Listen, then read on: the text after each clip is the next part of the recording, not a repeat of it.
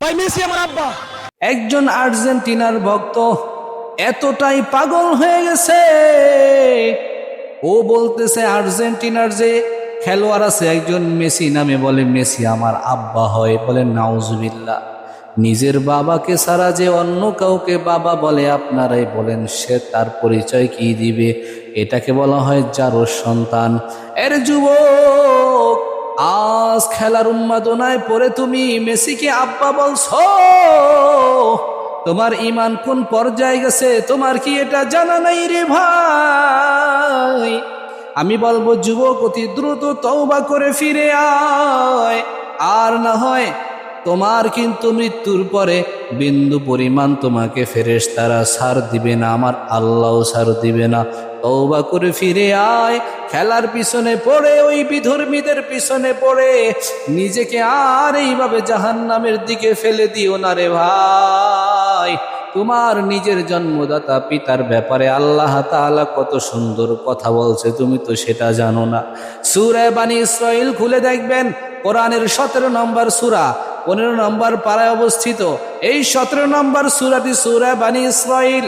এই সূরা বনী ইসরাঈলের 23 এবং 24 নম্বর আয়াতে কারিমা খুলে থাকবা।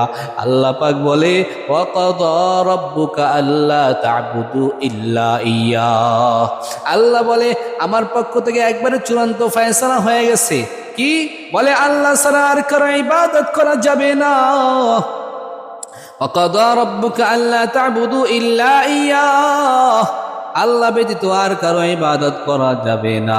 ওয়াবিল ওয়ালিদাইনি ইহসানা, এবং পিতামাতার সাথে সুন্দর আচরণ করবা। এ নবীর উম্মত, এটা তোমার জন্মদাতা পিতামাতার কথা বলা হয়েছে, সুন্দর আচরণ করবা একেবারে। ওয়াবিল ওয়ালিদাইনি ইহসানা, যত সুন্দর আচরণ হয় সেটাই করতে হবে। إما يبلغن عندك الكبر أحدهما أو كلاهما فلا تقل لهما أف ولا تنهرهما।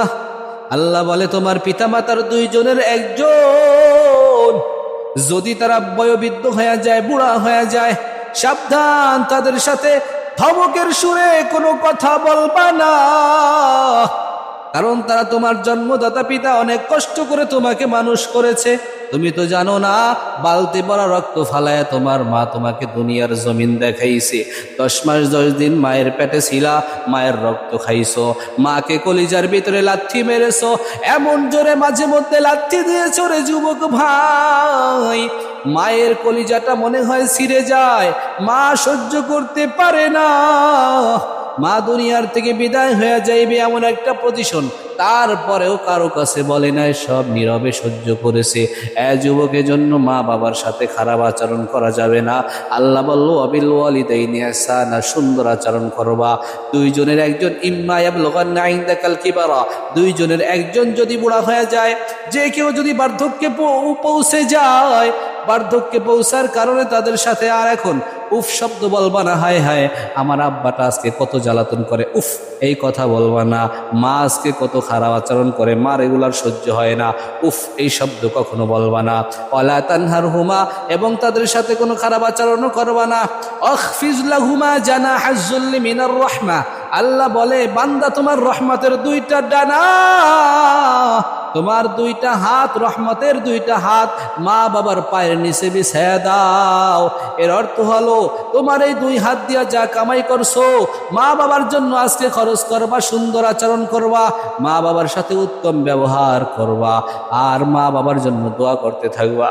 ওয়াকুর রব্বিরহামহুমা কামা রব্বায়ানি সগীরা, আল্লাহ আমার আব্বা আম্মা আমার জন্য আমাকে ছোটবেলা যেইভাবে লালন পালন করতে গিয়ে যত কষ্ট মুজাহাদা সহ্য করেছি, ওই রকম আমার মা বাবাকে আজ তোমার কাছে তুমি সুন্দরভাবে লালন পালন করো। আমার মা বাবাকে জান্নাতি হিসাবে কবুল করো।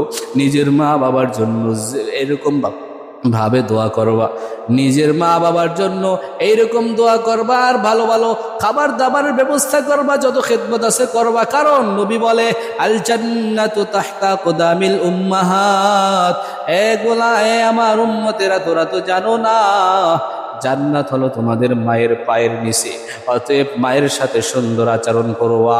আরে আজকে যেই যুবক আর্জেন্টিনার মেসিকে যারা আব্বা ডাকছো, আমি তোর হাতেও ধরি পায়ে ধরি, যুবক এখনো তওবা করার সুযোগ আছে। দুনিয়ার জমিনে তোর মৃত্যুর আগ পর্যন্ত আল্লাহর কাছে যদি তওবা করো, আল্লাহ তোমাকে ক্ষমা করে দিবেন। অতএব আমি তোমাকে বলি ভাই যুবক, তুমি তওবা করে ফিরে আসো, আর এগুলোর দিকে যাও না। তুমি আসলে আবেগে বলছো, তুমি জানো না এটা কত বড় মারাত্মক গুনাহ। আল্লাহ তোমাকেও মাফ করুক, তোমাকে তওবা করার সুযোগ দান করুক, এই দোয়াটাই সবসময় করি। কিন্তু ভাই